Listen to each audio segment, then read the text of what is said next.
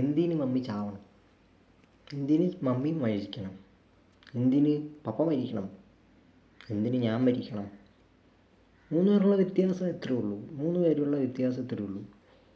ഞാൻ ചത്താൽ എല്ലാവർക്കും നല്ലൊരു ഗുണം കിട്ടും. അവരെൻ്റെ ചത്താൽ എനിക്ക് പിന്നെയും ലോഡ് കൂടുകയുള്ളൂ.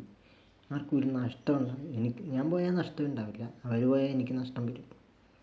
കാരണം അവരല്ലേ ഇങ്ങനെ തീറ്റിപ്പോറ്റി നടക്കുന്നു. അതുകൊണ്ട് അവരല്ല, ഞാനാണ് പോകേണ്ടത്. ഞാൻ പോയാലുള്ള ഗുണമെന്ന് ആലോചിച്ച് നോക്കി. ഞാൻ ഒറ്റ ഒരുത്തിന് ഇവിടെ നിൽക്കുന്നതുകൊണ്ടല്ലേ അവർക്ക് പൈസ കിട്ടാത്തത്. ഞാൻ പോയി കഴിഞ്ഞാൽ മൂത്തൊത്തിനെ വരെ നോക്കും. ആണേ അവർ നോക്കിക്കോളും. അവരുടെ സാമ്പത്തികം അനുസരിച്ച് അവരുടെ കുടുംബം നോക്കി ഇവർ രണ്ടുപേരും നോക്കി അവരങ്ങ് പോകും. ഞാൻ ഒറ്റ ഒരുത്തിന് ഇങ്ങനെ വാഴപ്പിണ്ടി പോലെ ഇങ്ങനെ പൊങ്ങി നിൽക്കുന്നതുകൊണ്ട് അവൻ നോക്കട്ടെ എന്ന് ഓർത്ത് അവനിരിക്കും. ഒരു തടസ്സം അവിടെ നിൽക്കും. അവൻ ചത്തു പോയതുകൊണ്ട് അവനില്ലല്ലോ ഓർത്ത് അവൻ സഹായിക്കും.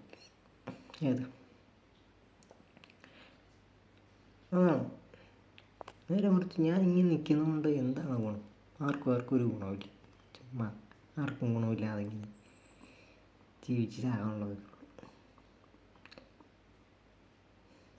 പിന്നെ പണം ഓർത്ത് തന്നെയാണ് ഇവർ നിൽക്കുന്നത്. എൻ്റെ പണം നോക്കി തന്നെയാണ് നിൽക്കുന്നത്. പറയുമ്പോൾ എല്ലാം പറയണമല്ലോ. എല്ലാ സൈഡും പറഞ്ഞു വരുമ്പോഴത്തേക്കും അതായത് എൻ്റെ പണം ആവശ്യമുണ്ട് എന്ന് തന്നെ ഇഷ്ടമില്ല. അതുകൊണ്ടാണ് ആ ഒരൊറ്റ കേസ് കൊണ്ടാണ് ഞാൻ ഇങ്ങനെ എന്നെ കൊല്ലാതിരിക്കുന്നത്. അല്ല എമ്പണ്ടായി അത് കേൾക്കേണ്ട കേസാ. പണവും ഞാൻ കൊടുത്തില്ല എന്നുണ്ടെങ്കിൽ തീരും. ഏത് വിധേന അവർ തീർക്കും. വധഭീഷണിയാണോ എനിക്കറിയില്ല. അതാണ്. അതുകൊണ്ട് അവരെന്തിനു ചാവണം? ഞാൻ ചത്ത് എന്തൊക്കെ ഗുണങ്ങൾ ഞാൻ പറയും. ഞാൻ ചത്ത് കഴിയും. ഇമേൽ പറഞ്ഞ പോലെ അത് സാമ്പത്തികമായി ഇവരെ സഹായിക്കാൻ അവൻ തയ്യാറാവും. പിന്നെ ഞാനിങ്ങനെ നിന്നിട്ട് എൻ്റെ എക്സ്പെൻസ് അവിടെ കുറയും. ഞാനെന്നുള്ള വ്യക്തിപരമായ കാര്യങ്ങളെല്ലാം അവിടെ കുറയും. അപ്പം ആ കാര്യങ്ങളെല്ലാം അവർക്ക് ലാഭമായിട്ട് വരും. ഒരാളുടെ ഫുഡ്, ഇരിപ്പ്, കിടത്തം, കറണ്ട് ചാർജ്, അങ്ങനെയുള്ള എല്ലാം ഒരാൾക്ക് വേണ്ടതെല്ലാം, വെള്ളം മുതൽ ഒരു മനുഷ്യന് വേണ്ട കാര്യങ്ങളെല്ലാം ഒരെണ്ണം അവിടെ കുറയും. കേൾക്കുള്ളത് കുറയും. അത്രയും നല്ലതല്ലേ. പിന്നെ ഞാൻ ഉണ്ടാക്കിയ പൈസ അത് ഓർക്കെടുക്കാം. കുറച്ച് പൈസ കുറച്ച് കഷ്ടപ്പെട്ട് നെഞ്ച് നീറി മനസ്സ് നീറി ഉണ്ടാക്കി വെച്ചിട്ടുണ്ട്. അത് ഓർക്കെടുക്കാം. പണമല്ലേ, ഓട്ടമില്ല. അല്ല പിന്നെ ഞാനിപ്പോൾ അങ്ങനെ പറയുള്ളൂ.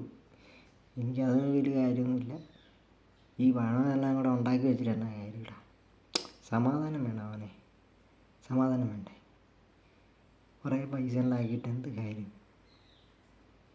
കുറേ പൈസ, കോടിക്കണക്കിന് പൈസ ഉണ്ടാക്കിയിട്ട് എന്നെപ്പോലെ തന്നെ ഈ ചെറുതായിട്ട് പൈസ ഉണ്ടാക്കിയാൽ പോലും,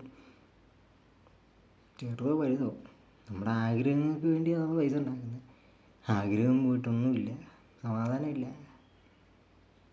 എന്തിനാ ജീവിക്കുന്നത്? എന്തിന് ജീവിക്കുന്നത്? ആർക്ക് വേണ്ടി? കൂടെയുള്ള എല്ലാവരും കുത്തുക. പിന്നെ ഞാൻ എന്തിനാ ഈ കിടന്നുകൊണ്ട് ഉണ്ടാക്കുന്നത്? എന്ത് കാര്യമാണ്? ഒരു കാര്യമില്ല. ചുമ്മാ ഇങ്ങനെ മനുഷ്യനാന്ന് പറയാം. ആർക്ക് വേണ്ടി ഈ കിടന്നുണ്ടാക്കുന്നത്? എന്നിട്ട് എന്ത് കാര്യമിടാ? തിരിച്ച് കുത്താന്നല്ലാതെ ഒന്നുമില്ല. ഇപ്പം ഞാൻ അവിടെ കിടന്ന് ഉണ്ടാക്കിക്കൊണ്ട് തിരിച്ച് വരുമ്പോഴത്തേക്ക് ഒരു നല്ല ഫുഡ് പോലും ഉണ്ടാക്കുന്നില്ല, ഉണ്ടാക്കി തരില്ല. ഫുഡ് പോയിട്ട് എന്താ ആ ഒരു സമയത്ത് വന്ന ആ സമയം മാത്രമേ ഉള്ള സന്തോഷമുള്ളൂ. പിന്നെ നമ്മളെ പറ്റി തെറ്റി വെച്ച് അങ്ങോട്ട് മൂലയ്ക്കാക്കും. യഥാർത്ഥത്തിൽ ആ ഒരു ഫ്രഷ്നെസ്സേ ഉള്ളൂ, പിന്നെ ഇല്ല.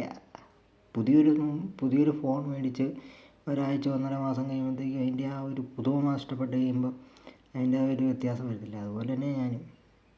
പിന്നെ എൻ്റെ പണം അതെന്നും പുത്തനെ കേട്ടോ. അതിന് അന്നും ഒരേ തിളക്കം തന്നെയാണ്. അത് മാത്രമേ ഉള്ളൂ. ഞങ്ങൾ പറ്റിത്താറ്റ് ചെയ്ത് പുറത്താക്കാനല്ലേ.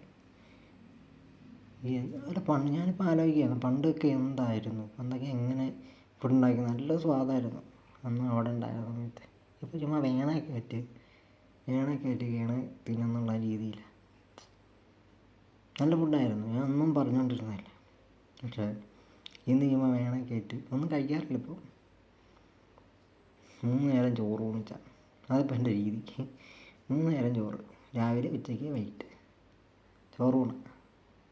ഭാവിയിൽ ദോഷം ചെയ്യും, എന്നാലും തിന്നണ്ടേ, മനുഷ്യന് വിശപ്പടക്കണ്ടേ, അതിന് വേണ്ടി തിന്നുന്നു. എന്ത് പറഞ്ഞിട്ട് തന്നെ കാര്യമില്ല, ജീവിതം ഇങ്ങനെ തൊലഞ്ഞ ജീവിതം. ഇനി എന്നാണ് ഒരു സന്തോഷം കിട്ടുന്നത്?